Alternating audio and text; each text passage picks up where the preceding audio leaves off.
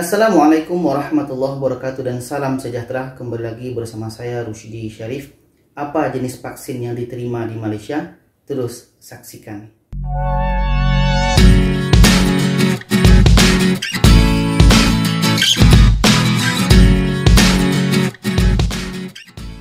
Baiklah sahabat dan penonton sekalian, apa kabar? Semoga kita selalu sehat, urusan kita semakin dimudahkan dan rezeki kita semakin dilancarkan oleh Allah Subhanahu wa taala. Amin ya Allah ya rabbal alamin. Jadi ini satu pertanyaan yang sangat menarik bagi saya ya. Dari sekian banyak pertanyaan yang masuk, ini yang saya ambil dulu karena begini. Ya, tentang vaksin ini mungkin semua orang sudah ramai tahu. Tapi ada kalanya ada orang-orang yang memerlukan jenis vaksin ini.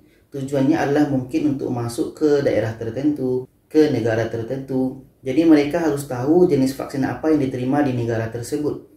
Jangan-jangan nanti ketika kita sudah divaksin, rupanya vaksin ini tidak diterima di negara tersebut, atau mungkin jenis vaksin yang kita terima itu belum terdaftar di negara tersebut. Akhirnya ketika kita masuk ke suatu negara, mungkin akan melambatkan langkah kita masuk. Yang awalnya kita telah divaksin mudah masuk, tapi nanti kena cek dulu, diteliti dulu.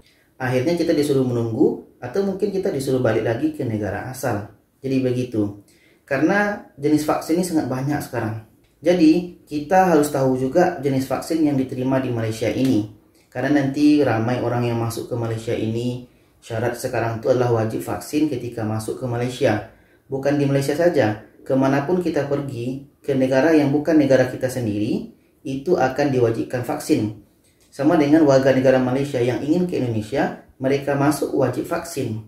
Sedangkan kalau kita orang Indonesia balik ke Indonesia, itu tidak perlu vaksin seandainya kita belum divaksin. Karena kita pulang ke negara kita sendiri. Dan sampai di Indonesia nanti, ketika masa karantina, kita akan divaksin dos pertama. Jadi di sini apa yang ingin saya beritahu? Yang pertama adalah kenali jenis vaksin kita. Seandainya jenis vaksin kita itu rupanya ada di negara tersebut, maka terus suntik. Tapi kalau tidak ada, mungkin lebih baik cari dulu vaksin yang terdata di negara tersebut. Contoh mungkin kita orang Indonesia ingin pergi ke Malaysia. Kita harus tahu dulu jenis vaksin apa yang digunakan di Malaysia.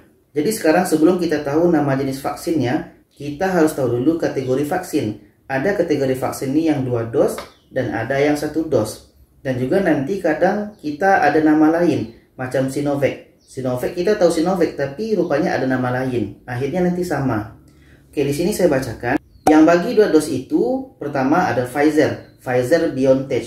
Jadi sebelum ini ada teman kita yang dari Hong Kong tanya, kalau BioNTech itu apa ya di Malaysia? Ya, BioNTech itu adalah sama dengan Pfizer.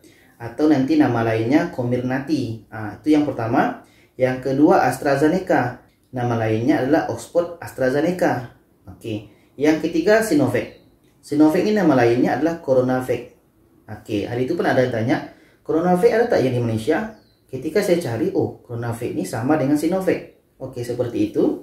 Yang keempat Moderna. Moderna kalau di Indonesia itu memang banyak digunakan Moderna. Nama lainnya adalah Spikevac. Spikevac ya. Itu yang keempat. Yang kelima Covilo. Covilo ini pun ada yang pernah tanya. Dan nama lainnya adalah Sinopharm. Jadi ini untuk vaksin yang 2 dos. Sedangkan yang vaksin 1 dos, yaitunya Johnson & Johnson. Itu nama lainnya Johnson saja. Sedangkan yang biasa kita sebutkan Sino itu, nama lainnya adalah Confidecia.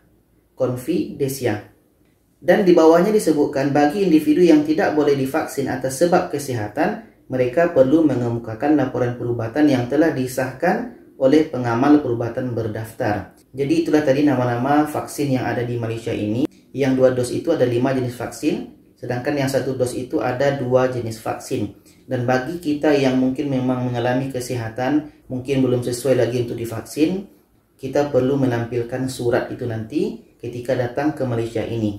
Dan bagi kita yang telah divaksin, ketika masuk ke Malaysia ini, pastikan print atau dicetak sertifikat atau sidil vaksin kita itu. Dan kalau seandainya sudah ada di aplikasi Peduli Lindungi, jangan dibuang dulu aplikasi Peduli Lindungi. Karena itu nanti bisa menjadi bukti ketika kita masuk ke Malaysia ini. Jadi itu saja pembahasan kita pada kali ini. Mudah-mudahan bisa dipahami. Terima kasih. Jangan lupa share. Wassalamualaikum warahmatullahi wabarakatuh.